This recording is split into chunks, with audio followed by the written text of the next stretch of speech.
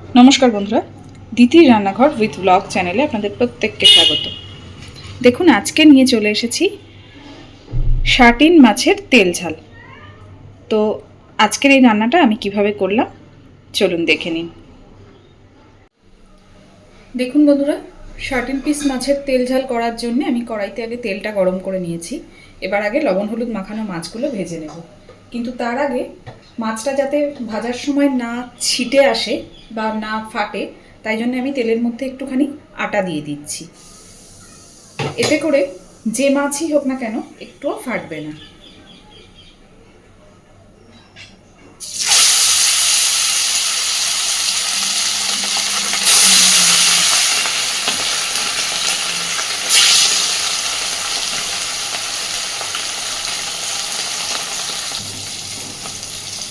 দেখুন, মাছগুলো কিন্তু একটুও নিচের দিকে লেগেও যায়নি বা এক ফোঁটাও ফাটেনি। সবকটা মাছ আমি এইভাবে সুন্দর করে ভেজে নেব।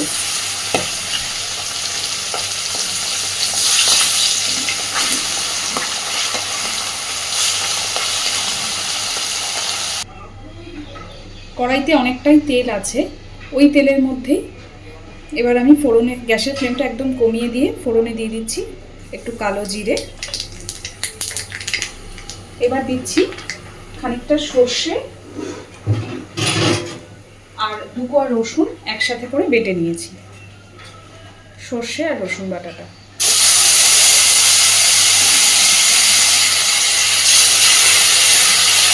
সাথে সাথে জলও দিয়ে দিচ্ছি, কারণ সর্ষে তো বেশিক্ষণ তেলে রাখলে তিতো হয়ে যাবে।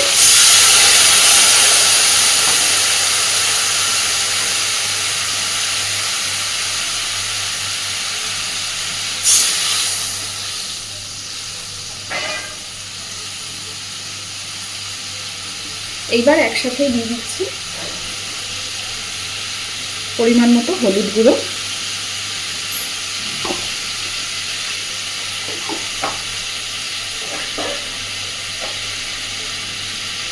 দিচ্ছি লবণ,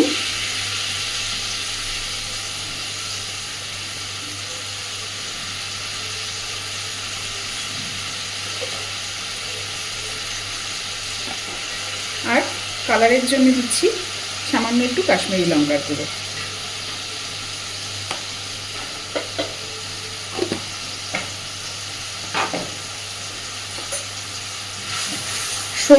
শুধু সর্ষেই বেটেছি, সর্ষের সাথে 1 কোয়া রসুন আমি একসাথে করে বেটে দিয়েছি।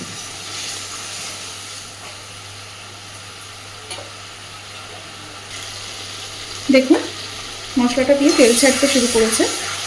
এই পর্যায়ে আমি দিয়ে দিচ্ছি একটা ছোট টমেটো কুচি আর কয়েকটা চেরা কাঁচা লঙ্কা। আপনারা চাইলে টমেটো আর কাঁচা লঙ্কাটা প্রথমেও কালো জিরা ফোড়ন দেওয়ার সাথে সাথেও দিতে পারেন। এইবার ভেজে রাখা মাছগুলো এর মধ্যে দিয়ে দিচ্ছি।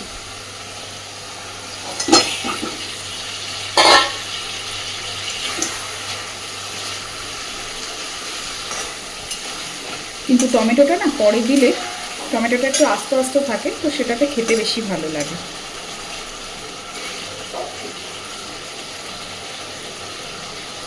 এবার অল্প জল দিয়ে দিচ্ছি।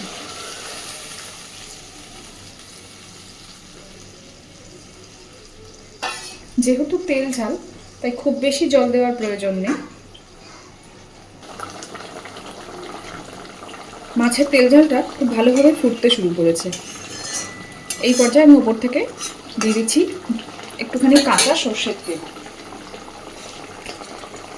এখানে একটা কথা বলি, অনেক সময় অনেক রান্নাতে আমরা একদম নামানোর আগে আগে কাঁচা সর্ষের তেলটা ব্যবহার করি, কিন্তু এই শার্টিন মাছের তেল ঝালে বা এই ধরনের এই তেল ঝালগুলোতে সর্ষের তেলটা একটু আগে থেকে ব্যবহার করবেন, তাতে দেখবেন স্বাদটা অনেক বেশি ভালো আসে।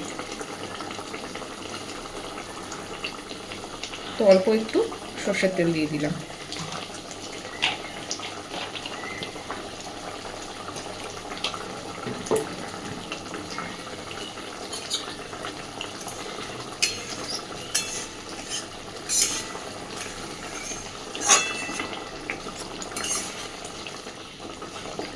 এইবার আবারও খানিকক্ষণ ভালোভাবে ফুটিয়ে নেব সব কিছু। দেখুন, শার্টিন মাছের তেল ঝাল আমাদের একদম রেডি। ওপর থেকে পুরোটাই তেল ভেসে উঠেছে।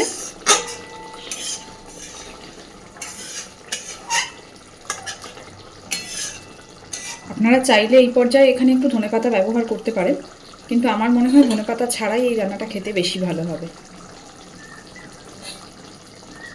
তো আজকের এই একদম সহজভাবে এই শার্টিন মাছের তেল ঝাল, যদিও এটা শার্টিন মাছ দিয়ে আজকে আমি করেছি, কিন্তু যে কোনো ভোলা মাছ, বেলে মাছ, অনেক রকম মাছ দিয়েই এই তেল ঝালটা খেতে বেশ ভালোই হবে। তো আজকের এই রান্নাটা আপনাদের কেমন লাগলো অবশ্যই আমাকে জানাবেন।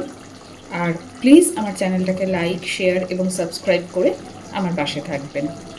চলুন এবার আমি গ্যাসের ফ্লেমটা অফ করে দিচ্ছি। ধন্যবাদ।